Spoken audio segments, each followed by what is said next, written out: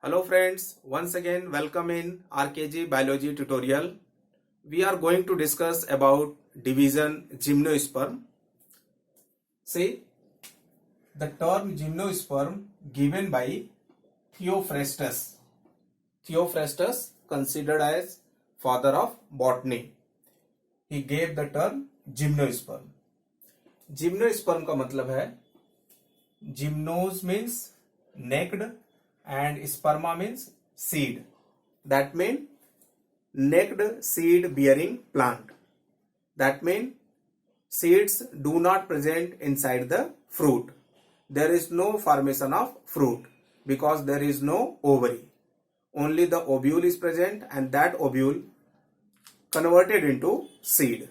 So there is no fruit. Seeds are necked. That means necked seed bearing plant. That is the gymnosperm. See here, gymnosperms are tracheophytes. Tracheophyte means they are vascular. They have xylem and phloem. We know xylem conduct water and mineral and phloem conduct the food. So they have xylem and phloem for the conduction of water, mineral and food. So they are considered as the tracheophyta. They are archegoniate. Archegoniate. That means the female sex organ is the archegonia. They are embryophyte. Embryophyta मतलब after fertilization zygote form and that zygote undergo the repeated mitotic division and give rise the mass of cell, and that mass of cell is the embryo. So here in gymnosperm embryo formation takes place. That's why it is embryophyta. यहाँ पे embryo का formation होता है. Clear? They are spermatophyta. Spermatophyta का मतलब seed producing plant, seed bearing plant.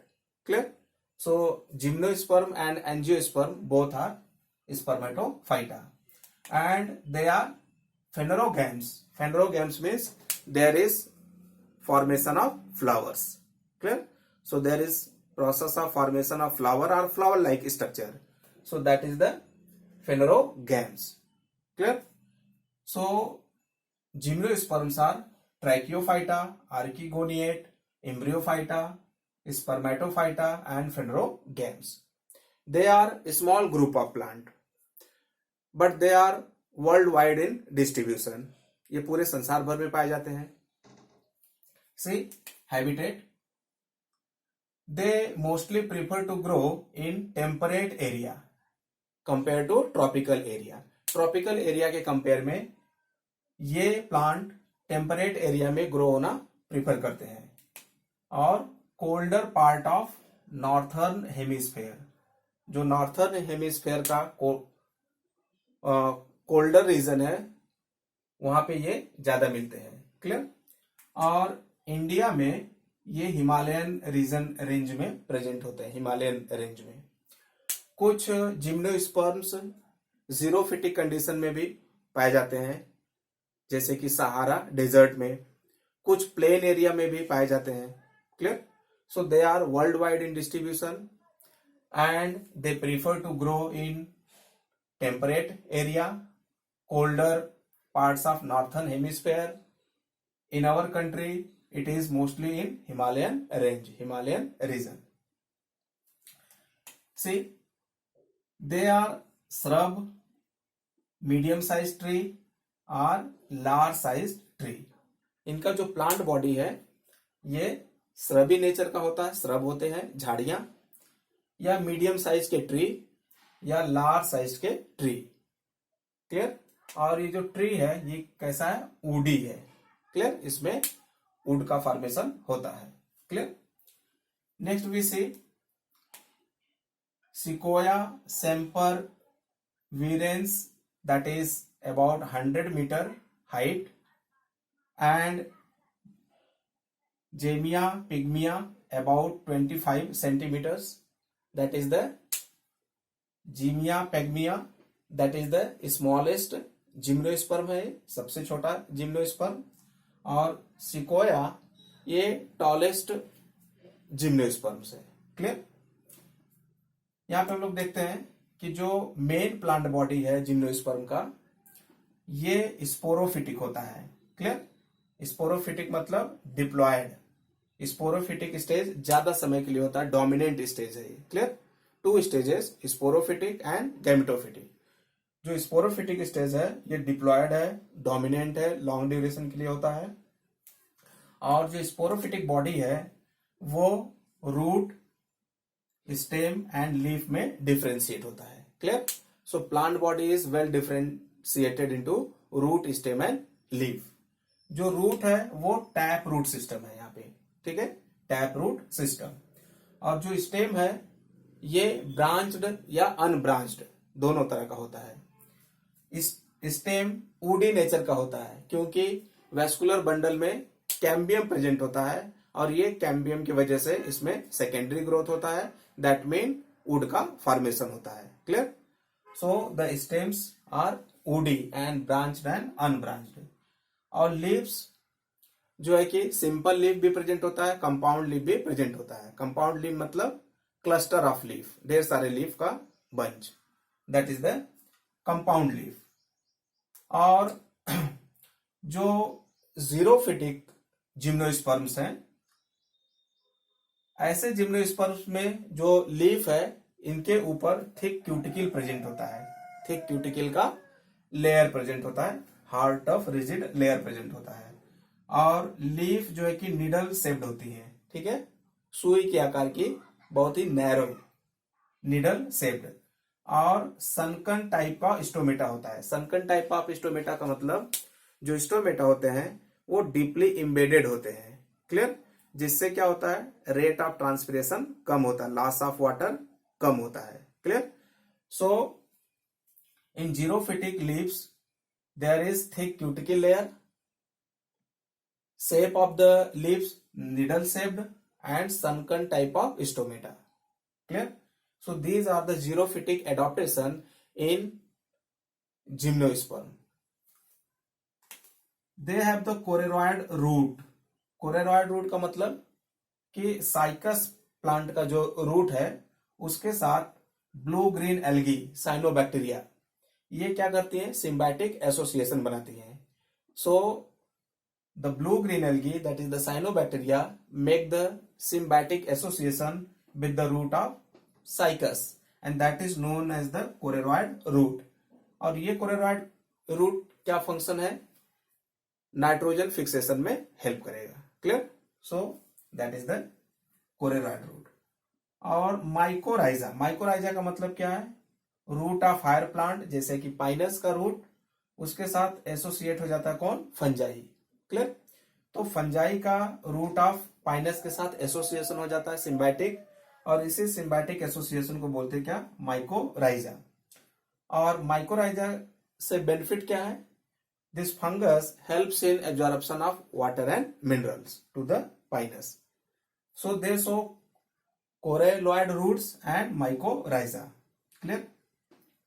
And all the gymnosperms are dioecious. Dioecious मतलब unisexual, accept Pinus. Pinus कैसा है, मोनोसियस है, दैट मीन बाइसेक्सुअल है। See here, in gymnosperm reproduction is heterosporous. Heterosporous का मतलब है कि जिम्नोस्पर्म में दो तरह के स्पोर्स बनते हैं। एक को बोलते हैं हम माइक्रोस्पोर्स, और माइक्रोस्पोर्स फाइनली क्या प्रोड्यूस करेगा, मेल गैमेट प्रोड्यूस करेगा। और दूसरा है मेगा स्पोर्स, और मेगा स्पोर्स फाइनली जर्मिनेट होकर के फीमेल गैमेट प्रोड्यूस करेगा। So male gamete produce from the microspore and female gamete produced from the megaspore. These male and female gamete fuse, that mean process of fertilization takes place, resultant zygote form, and that zygote undergo the repeated mitotic division and give rise the embryo. So there is the formation of embryo. That's why it is known as the embryophyta. And that embryo finally grow and give rise the sporophyte. किसका formation कर लेगा, sporophyte का। Clear. And that sporophyte differentiated into root, stem and leaves. Clear. So gametophytic for short duration and sporophytic for long duration, dominant phase, and that is the diplontic life cycle. Clear? See here, gymnosperms are classified into 3 classes. साइकेडॉप्सिडा example है इसमें cycas, कोनीफेरोप्सिडा, तो कोनीफेरोप्सिडा में Pinus आता है, conifers जिसको बोलते हैं, और निटॉप्सिडा, और निटॉप्सिडा में आता है क्या, नीटम.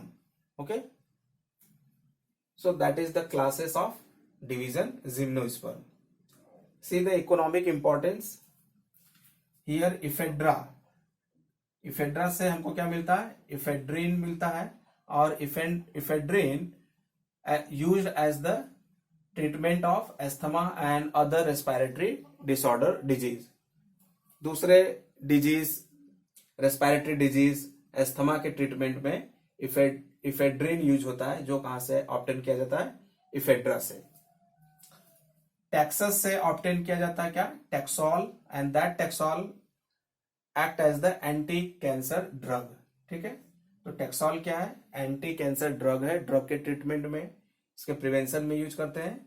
कहां से ऑब्टेन करते हैं, टैक्सस से. पाइनस से हमको मिलता है क्या, रेजिन और टर्पेंटाइन मिलता है. चिलगोजा सीड से हमको फूड, दैट मीन चिलगोजा सीड को रोस्ट कर लेते हैं, भून लेते हैं, and then we can use as a food. So चिलगोजा seed act as the food. और दे प्रोवाइड सॉफ्ट वुड. कैसे वुड प्रोवाइड करते हैं, सॉफ्ट वुड प्रोवाइड करते हैं, जिसका यूज हम प्लाईवुड बनाने में, पेपर इंडस्ट्रीज में पेपर बनाने में करते हैं. साइकस से सैगो ग्रेन मिलता है, ठीक है, साबुदाना. तो these are the importance of gymnosperm. से यहाँ पे जो वेस्कुलर बंडल है, इसमें जाइलम और फ्लोएम है. तो जाइलम में 4 एलिमेंट्स होते हैं, 4 टाइप के सेल्स होते हैं, tracheids, vessels, xylem parenchyma, xylem sclerenchyma. और फ्लोएम में भी 4 टाइप के एलिमेंट्स होते हैं, सेल्स होते हैं, कंपेनियन सेल्स, सी ट्यूब, फ्लोएम फाइबर्स और phloem sclerenchyma and phloem parenchyma. तो यहाँ पे जिम्नोस्पर्म में जाइलम में वेसल्स अब्सेंट होता है, और फ्लोएम में कंपेनियन सेल्स अब्सेंट होती है. Clear? So there is no companion cell in phloem and there is no vessel in xylem in gymnosperm. Clear? In next lecture we will cover the angiosperm. Link is given in the description for notes.